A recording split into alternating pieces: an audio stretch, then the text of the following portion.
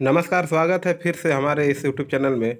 हम लोग देख रहे थे भारत दुर्दशा, जो कि हरिश्चंद्र का रचना है, यानी एक लघु नाटक है।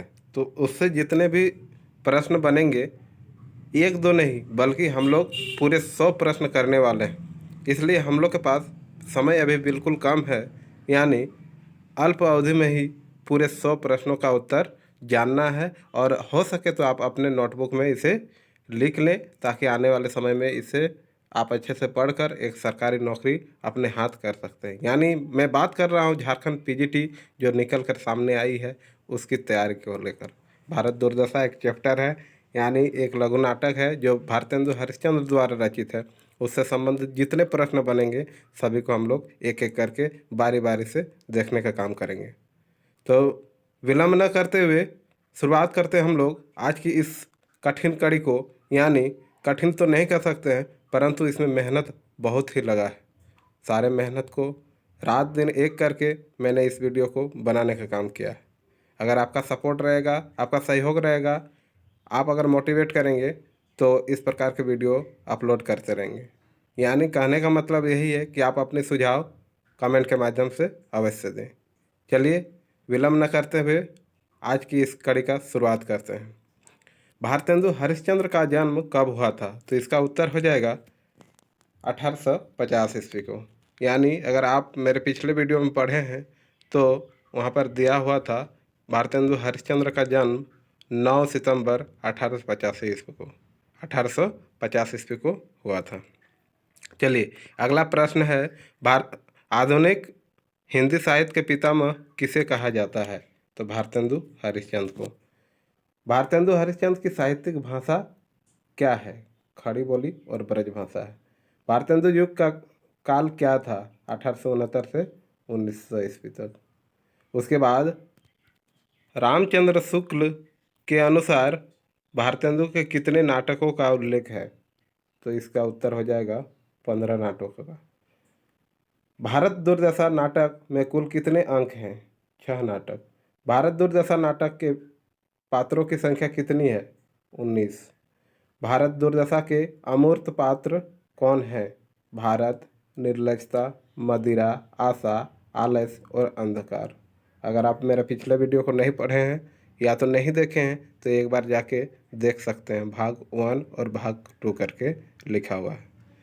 उसके बाद भारतेंदु की उपाधि किसने दी थी? राजा शिव प्रसाद सितारे हिंद ने। कब दी थी? 1880 ईस्वी को।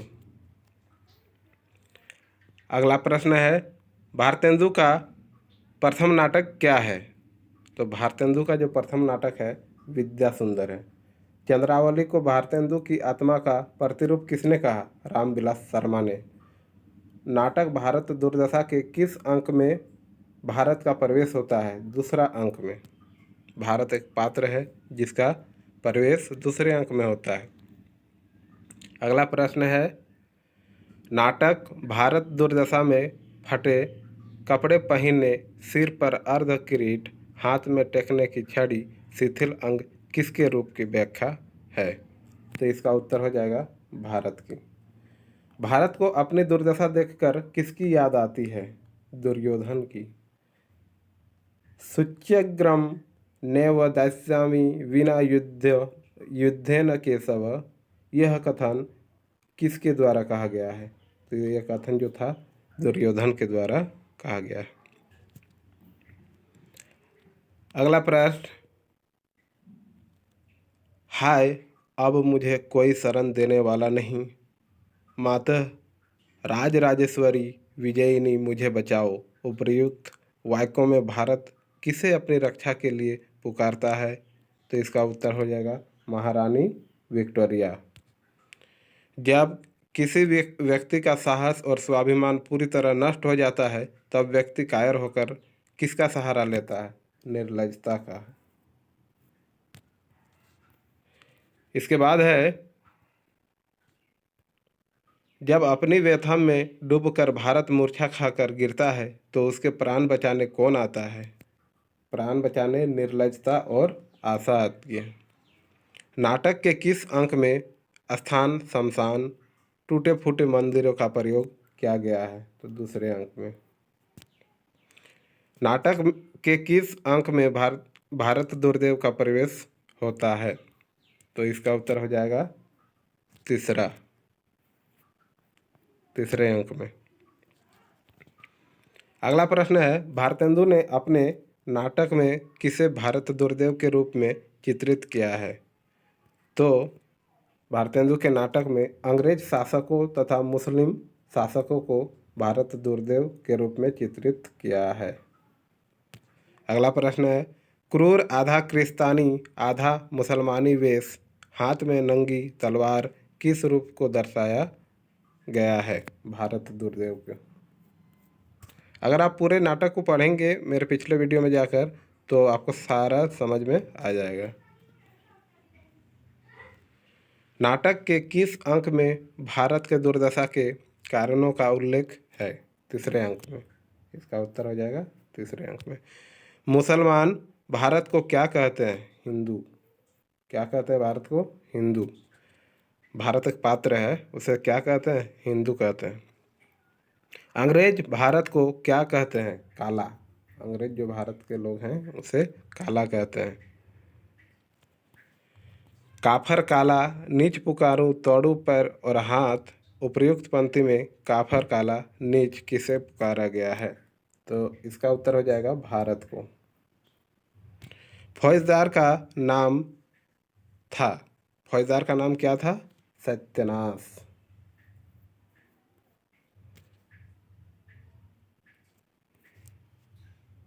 उसके बाद है, भारतेंदु सत्यानाश फौजदार के संवादों के माध्यम से क्या बताना चाहते हैं?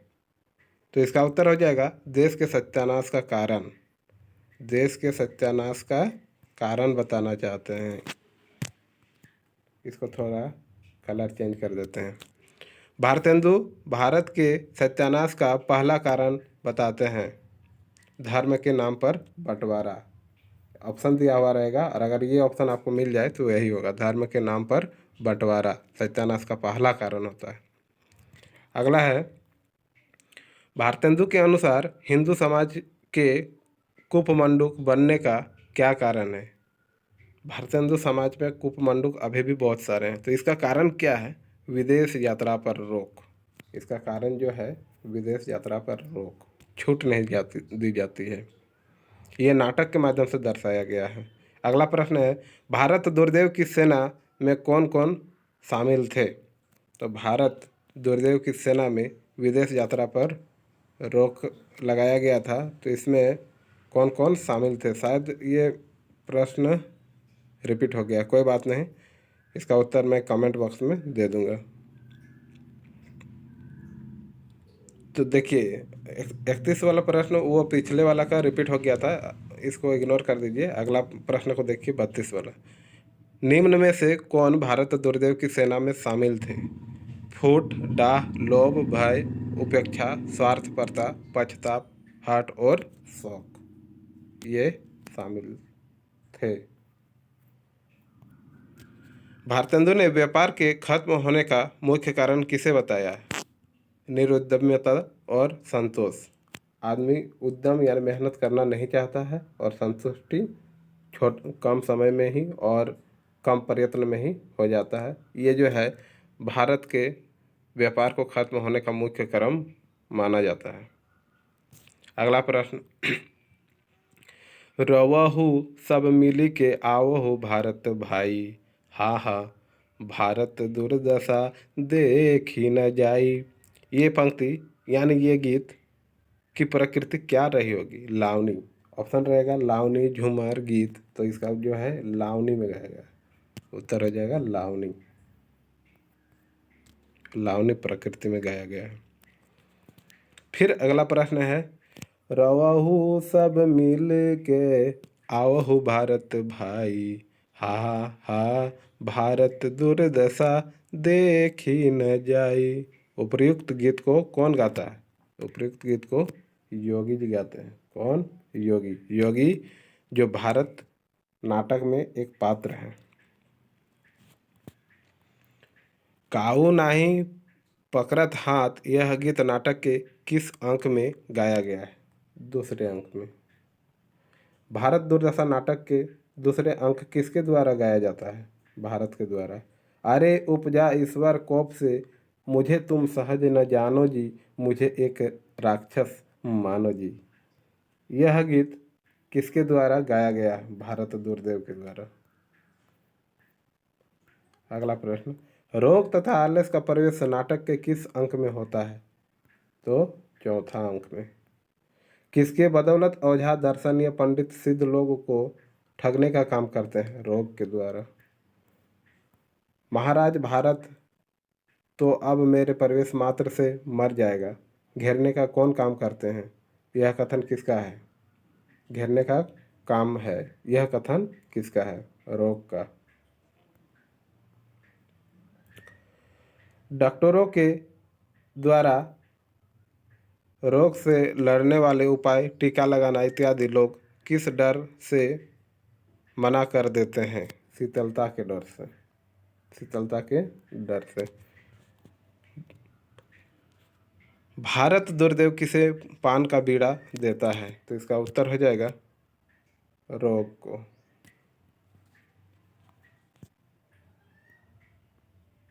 दुनिया में हाथ पर हिलाना नहीं अच्छा, मर जाना पे उठ के कहीं जाना नहीं अच्छा। उपर्युक्त गीत की प्रकृति क्या है? गजल। दुनिया में हाथ पर हिलाना नहीं अच्छा, मर जाना पे उठ के कहीं जाना नहीं अच्छा। उपर्युक्त गीत नाटक के चौथे अंक में कौन गाता है? आलस्य। तवंगरी बलिद बदिलस्त न बमाल का क्या अर्थ है? अमीर हृदय से है, धन से नहीं। अमीर हृदय से होता है, धन से नहीं। अगर आप दिल से साफ सुथरे हैं और दिल से अमीर हैं तो वास्तव में आप अमीर हैं, धन दौलत से नहीं। भारत दुर्दशा में मदिरा को किसकी कन्या माना गया है? भगवान सोम को। भगवान सोम के कन्या मदिरा को माना गया है। अगला प्रश्न, देवताओं द्वारा मदिरा को क्या कहा जाता है? देवताओं द्वारा मदिरा को सूरा कहा जाता है। मदवा पीले पागल जीवन बीतियो जात, बिनु मत जगत सार कछु नहीं मान हमारी बात। ऐसी सिद्ध छोड़ी मन मूरख काहे ठोकर खात। उपर्युक्त गीत में किसके नुकसान को बताया गया है? तो मदिरा के नुकसान को। मदिरा मतलब मद, मधुरा, मदिरा जो सेवन करते हैं। जय जय कलयुग राज की, जय महामोह महाराज की। अटल छत्र काज की, कलह अभिदा साज की। इस प्रकार कुछ और दो चार शब्द हैं जो यहाँ पर लिखा नहीं गया है। उपर्युक्त गीत किसके द्वारा गाया जाता है? अंधकार के द्वारा। भारत दुर्दशा में अज्ञान और जड़ता के प्रतीक के रूप में किस पात्र को प्रस्तुत किया है? अंधकार। भारतेंदु ने चोर, उल्लूक और लम्बटों का एकमात्र जीवन किसे कहा है? अंधकार को। पर्वतों की गुहा, शौकितों के नेत्र, मूर्खों के मस्तिष्क में किसका निवास होता है? अंधकार का। आध्यात्मिक और अभिभौतिक किसके दो स्वरूप हैं? अंधकार के। नाटक के कौन से अंक में एक 7 सदस्य कमेटी की बैठक होती है? 5वें अंक में। किसमें? 5वें अंक में। जो कुल कितने अंक है? 6 अंक है, जिसमें से 5वें अंक में 7 सदस्य कमेटी की बैठक होती है। अगला प्रश्न है, 7 सदस्यों की कमेटी में कौन शामिल नहीं था? भारत। भारत शामिल नहीं था। सभा किसके कारण भंग हो जाती है? डिसलॉयल्टी। सभा के सदस्यों को डिसलॉयल्टी के द्वारा किस एक्ट के तहत पकड़ा जाता है? इंग्लिश पॉलिसी एक्ट के तहत। इंग्लिश पॉलिटी एक्ट के तहत। भारत भाग्य पात्र का प्रवेश नाटक के किस अंक में होता है? 6ठा अंक में। जागो जागो रे भारत भाई नामक गीत कौन गाता है? भारत भाग्य। भारतेंदु के अनुसार विद्या का सूर्य किस देश में उदय होता है? पश्चिम में। अगला प्रश्न, अथक प्रयत्न के बाद भी जब भारत नहीं उठता है तो भारत भाग्य क्या करता है? आत्महत्या कर लेता है। प्रयास करता है और नहीं उठता है तो लास्ट में क्या करता है? आत्महत्या कर लेता है। भारतेंदु कृत भारत दुर्दशा किस साहित्य के रूप का हिस्सा है? ये तो है नाटक साहित्य का। भारतेंदु की मृत्यु किस वर्ष हुई? भारतेंदु की मृत्यु 1885 में हुई थी।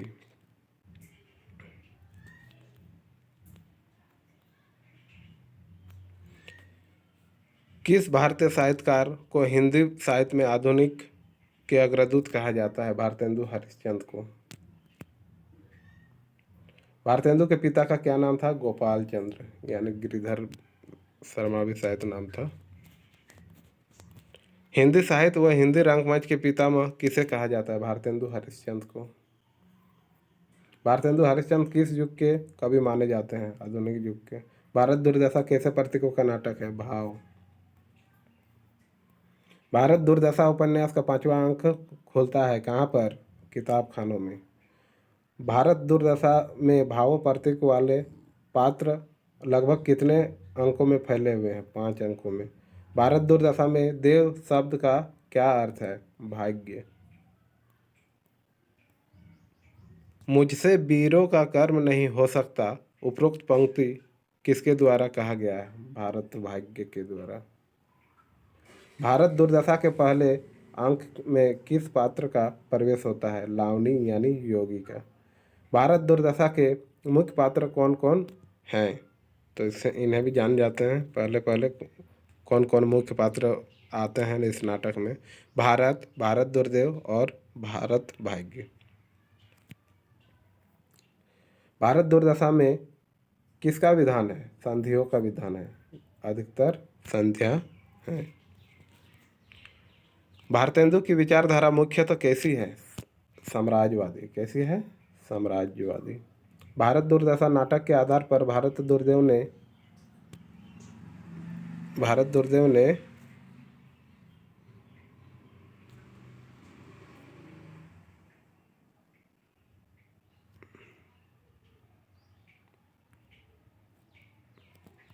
किधर गया? अच्छा, यहाँ पर थे हम लोग। भारत की विचारधारा मुख्यतः कैसी है? साम्राज्यवादी, ये तो हो चुका था। भारत दुर्दशा नाटक के आधार पर भारत दुर्देव ने भारत के विनाश के लिए किसे बुलाया? तो इसका उत्तर हो जाएगा अंधकार। भारत दुर्दशा की भाषा सीधे किससे जुड़ी हुई है? किससे जुड़ी हुई भाषा है? जनता से। जनता के कष्ट और दरिद्रता को इसमें दर्शाया गया है। भारत दुर्दशा के कौन कौन से कारण है? तो ये जो कारण है, आलस्य, विकलांगता और कुमति भारत दुर्दशा के कारण है। भारतेंदु हरिश्चंद्र की माता का नाम क्या था? पार्वती देवी। भारतेंदु हरिश्चंद्र की पत्नी का नाम क्या था? मंत्रा देवी। मंत्री नहीं, सॉरी, मंत्रा देवी। भारतेंदु हरिश्चंद्र की लेखन शैली क्या थी? मुक्तक शैली थी। ये सभी हम लोग पिछले वीडियो में अपलोड कर दिया है, और अगर आप नहीं देखें हैं तो उस वीडियो को ज़रूर देखें, ताकि आपको प्रश्नों का उत्तर करने में सहूलियत हो और आसानी हो। भारत विलक विलक कर अपनी दुर्दशा का वर्णन किस अंक में करते हैं? तो इसका उत्तर हो जाएगा दूसरे अंक में। भारतेंदु हरिश्चंद्र की भाषा क्या थी? ब्रज भाषा और खड़ी बोली। भारतेंदु भारत दुर्दशा नाटक की रचना कब की गई? नाटक की रचना अगर बोला जाए तो 1875, कहीं के प्रकाशन 1880 दिखाता है। तो इसे आप एक बार अपने स्तर से भी चेक कर लेंगे तो बेहतर रहेगा। अगला प्रश्न है, भारतेंदु हरिश्चंद्र द्वारा रचित भारत दुर्दशा नाटक का नायक कौन है? तो भारतेंदु हरिश्चंद्र द्वारा रचित नाटक भारत दुर्दशा का रचयिता भारत है। भारत दुर्दशा नाटक का मूल स्वर क्या है? राष्ट्रभक्ति। क्या है? राष्ट्रभक्ति इसकी मूल स्वर है। चलिए अगला प्रश्न देखते हैं। भारतेंदु हरिश्चंद्र को भारतेंदु की उपाधि से कब सम्मानित किया गया था? 1880 को। भारत दुर्दशा नाटक में देश के दिनहीन अवस्था को चित्रित करने के लिए लेखक ने किस पात्र की रचना की? भारत की।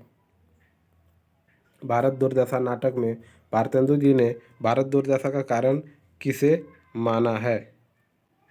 तो ब्रिटिश राज, आपसी कलह, समाज में फैली कुरीतियाँ इससे मना है। भारत दुर्दशा नाटक में डिसलॉयल्टी किसका प्रतीकात्मक प्रतीक है? पुलिस का। भारत दुर्दशा नाटक का मुख्य खलनायक यानी विलेन पात्र कौन है? भारत दुर्देव। इनके अलावा और बहुत कोई हैं, तो मुख्य अगर बोला जाए तो भारत दुर्देव ही थे। भारत दुर्दशा नाटक में भारत दुर्देव के सहयोगी पात्र कौन है? सत्यानाश, आलस और मदिरा। भारतेंदु जी की किस रचना को भारतेंदु युग का दस्तावेज कहा जाता है? तो यही है भारत दुर्दशा को ही। भारत दुर्दशा नाटक में कुल कितने गीत शामिल हैं? तो 15 गीत। भारत दुर्दशा नाटक के चौथे अंकों में भारत दुर्दशा नाटक के चौथे अंक में क्या दिखाया गया है? तो इसमें अंग्रेजी ढंग से सजा हुआ कमरा का दृश्य को दिखाया गया है। भारत दुर्दशा नाटक के बुद्धिजीवी वर्ग में किस राज्य के प्रतिनिधि को शामिल किया गया है? तो ये बंगाल राज्य और महाराष्ट्र को। भारतेंदु हरिश्चंद्र द्वारा रचित भारत दुर्दशा नाटक का मूल उद्देश्य क्या है? तो इसका मूल उद्देश्य जो है भारत की जनता को अन्याय व अनीति के खिलाफ लड़ने हेतु आह्वान करना। आज का अंतिम प्रश्न, यानी जो हम लोग 100 प्रश्न करने वाले थे, अंतिम प्रश्न के रूप में है। आपको पता होगा कि जितना भी अभी हम पढ़ा रहे हैं सब हस्तलिखित है, यानी हाथों के द्वारा लिखा हुआ है। किसी प्रकार का टाइपिंग नहीं, किसी प्रकार का मशीनरी नहीं। मैं खुद से मेहनत करता हूँ, चाहे वो लिखावट हो या तो फिर अपने माध्यम से चित्र बनाने का काम हो। मैं चित्रों के माध्यम से भी आप लोगों को बताने का काम करता हूँ। अगर आपको ये मेहनत, ये संघर्ष दिख रहा है और आपको लग रहा है कि मैं आपके लिए कुछ कर सकता हूँ, तो आप मुझे सपोर्ट करें और कमेंट के माध्यम से अपना सुझाव अवश्य दें। मैं किस तरह वीडियो आप लोग तक पहुँचा सकता हूँ और किस तरह बना सकता हूँ, इसका सलाह मुझे अवश्य दें। अगला प्रश्न, यानी आज की अंतिम प्रश्न है, भारत दुर्दशा पाठ में भारत दुर्देव सत्यानाश, आलस्य, दरिद्रता, महामारी, पक्षपात, लोभ, भय आदि की सेना से मिलकर किस प्रकार हमला करता है? किस प्रकार नहीं, किस पर हमला करता है? तो किस पर करता है? भारत पर। ये नाटक को अगर आप नहीं पढ़ें तो एक बार जाकर अवश्य पढ़ें। बहुत ही मार्मिक नाटक है और देशभक्ति को जागरूक करने वाला नाटक है। अगर ये PDF आप प्राप्त करना चाहते हैं तो हमारे इस WhatsApp नंबर पे आप मैसेज करेंगे और आपको WhatsApp में PDF भेज दिया जाएगा। इसके लिए आप सहयोग कर भी सकते हैं, नहीं भी कर सकते हैं। तो ये वीडियो आपको कैसा लगा? अगर अच्छा लगा तो अपने सुझाव अवश्य दें और हमें मोटिवेट करें, ताकि आने वाले समय में इस प्रकार के वीडियो आप तक और बेहतर तरीके से पहुंचा सकता हूं। वीडियो देखने के लिए बहुत बहुत धन्यवाद, शुभकामनाएं और आभार प्रकट करता हूं। धन्यवाद।